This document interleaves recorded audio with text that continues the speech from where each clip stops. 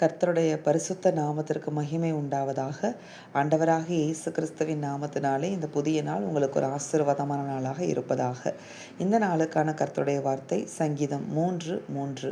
ஆனாலும் கர்த்தாவே, நீர் என் கேடகமும் என் மகிமையும் என் தலையை உயர்த்துகிறவருமாய் இருக்கிறீர். ஆமென்.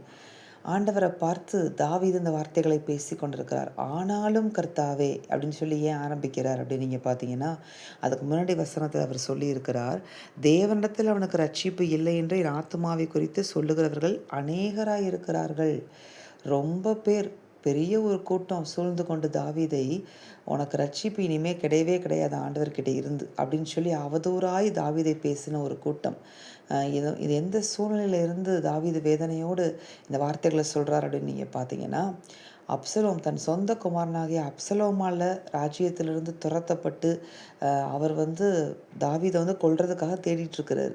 அந்த மாதிரி ஒரு சூழ்நிலையில் அநேகம் பேர் என்ன செய்ய ஆரம்பிச்சிட்டாங்கன்னா, தாவீதுடைய நிலைமையை பார்த்துட்டு, உன் கூட ஆண்டவரே கிடையாது, ஆண்டவர் இருந்தால் உனக்கு அந்த நிலைமை வந்திருக்காது, உனக்கு ஆண்டவர் உன்னை ரட்சிக்க மாட்டார், ரட்சிப்பு உனக்கு கிடையாது இனிமேல் அப்படின்னு சொல்லி நிறைய பேர் அவதூறாய் தாவீதை பேச ஆரம்பிச்சிட்டாங்க. அந்த நேரத்தில் தாவீது என்ன செய்தார் அப்படின்னு பார்த்தீங்கன்னா, அந்த மனுஷங்கிட்ட போய் ரிப்ளை கொடுத்துட்ருக்காம ஆண்டவரை பார்த்து தாவீது பேச ஆரம்பிக்கிறார். ஆனாலும் கர்த்தாவே அப்படின்னு சொல்லி ஆண்டவரை பார்த்து தாவீது வரிசையாக பேசிட்டே இருக்கார். அந்த அதிகாரத்தில் நீங்கள் பார்த்தீங்கன்னா உங்களுக்கு தெரியும். அடுத்த வசனத்தில் சொல்கிறாரு, நான் படுத்து நித்திரை செய்தேன், விழித்து கொண்டேன், கர்த்தர் என்னை தாங்குகிறார் அப்படின்னு சொல்லி சொல்கிறாரு.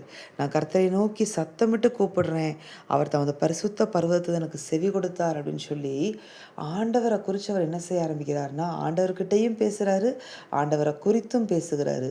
இப்படியெல்லாம் பேசி அந்த ஆண்டவரோட அவருக்கு இருந்த அந்த பர்சனல் ரிலேஷன்ஷிப்பில் அவரை அந்த இடத்துல மறுபடியுமாக தாவீது என்ன செய்கிறார்னா, பலப்படுத்தி கொள்ளுகிறார், தன்னையே பலப்படுத்தி கொள்ளுகிறார்.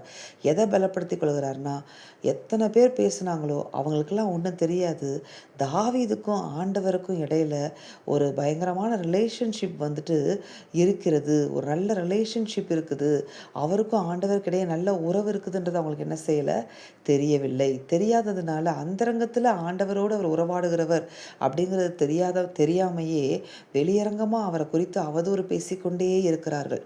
அப்பொழுது இதெல்லாம் சொல்லிட்டு ஆண்டவர்கிட்ட இதெல்லாம் தாவீது சொல்லிட்டு என்ன சொல்கிறாரு அப்படின்னு நீங்கள் பார்த்தீங்கன்னா, 7வது வசனத்தில், கர்த்தாவே எழுந்தருளும், என் தேவனே என்னை ரட்சியும் அப்படின்னு சொல்லி ஆண்டவர்கிட்ட ஜெபிக்க ஆரம்பிக்கிறார்.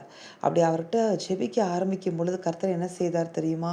பாருங்களேன், நீர் என் பகைஞர் எல்லோரையும் தாடையிலே அடித்து துன்மார்க்கருடைய பற்களை தகர்த்து போடுவீர்னு சொல்லலை. இப்படி ஆண்டவரோட அந்தரங்கமாக ரிலேஷன்ஷிப் வைத்துட்ருக்க உங்களை குறித்தும் அநேகர் அவதூறு பேசி கொண்டிருக்கலாம் வெளியரங்கமாக. ஆனால் ஆண்டவர், உங்களோடு இருக்கிற ஆண்டவர் அந்தரங்கமாகவே இருக்க மாட்டார்.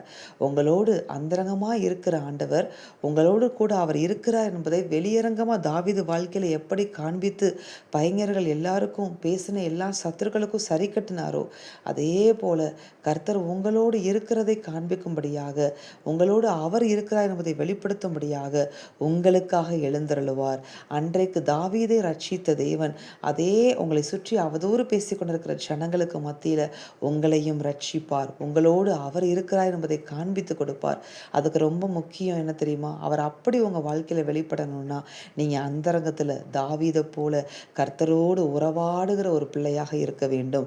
உறவாடி உறவாடி உறவாடி அவருக்குள்ள பலப்பட்டு நிற்கிற எந்த சூழ்நிலையிலையும் அவரை விட்டு ஓடி போகாமல், அவரை கேள்வி கேட்காம, முறுமுறுக்காம, அவர் கூட அதிகமான ரிலேஷன்ஷிப்பில் இருக்கிற பிள்ளையாக நீங்கள் இருப்பீங்கன்னா, நிச்சயம் கர்த்தர் உங்களுக்காக தாவீதுக்கு இந்த காரியத்தை செய்தது போலவே உங்களுக்காகவும் செய்வார். உங்களுக்காக உங்கள் பட்சத்தில் வெளியரங்கமாக எழுந்தருளி உங்களை ரட்சிப்பார். அதை உங்களை அவதூறு பேசின கண்களை அவர்களுடைய கண்கள் காணும்படி இதை செய்து முடிப்பார். ஆமென். நாம் செபிப்போமா? எங்கள் அன்பின் பரலோக பிதாவே, நீர் கொடுத்த இந்த வார்த்தைகளுக்காய் நன்றி. இந்த வார்த்தையின்படியே அந்தரங்கமாய் நாங்கள் உம்மோடு கூட ஒவ்வொரு நாளும் உறவாடி பலப்பட நீர் எங்களுக்காக வெளியரங்கமாய் கிரியை செய்ய போகிற உம்முடைய தயவுக்காகவும் உமக்கு கோடான கோடி ஸ்தோத்திரம், கோடான கோடி நன்றி அப்பா. பிள்ளைகளை ரட்சிப்பீராக, பிள்ளைகளுக்காக நீர் எழுந்தருளுவீராக இந்த நாளில், இயேசுவின் நாமத்தில் பிதாவே, ஆமென். இந்த வார்த்தையின்படி இந்த நாளில் தேவன் உங்களை ஆசீர்வதிப்பாராக. ஆமென்.